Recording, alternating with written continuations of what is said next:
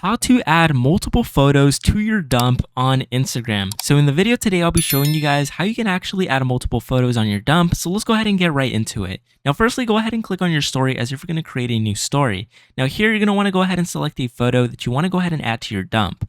Now you can see here, this is one of my photos, but let's say that I maybe want a solid background. All I'd have to do is click the three dots at the top right hand corner and click draw. Now go ahead and select the color and then hold the photo, and that'll go ahead and make your story a solid color. Now here, let's say I want to go ahead and add multiple photos to my dump. Now go ahead and click the sticker icon here, and basically you're going to want to go ahead and make your way all the way down until you see a gallery icon, pretty much like a photo album gallery icon. Now go ahead and click on it here, and here you'll be able to actually select all of the photos that you do have. Now you can see I'm currently going to go ahead and add multiple photos here, so I'll just go ahead and add that one, and then this one here, and then this other one as well. So basically you'll be able to add all of your photos that way, and basically it'll go ahead and create a dump for you on Instagram. So basically, if you found this video extremely helpful, please consider leaving a like on this video and subscribing to the channel.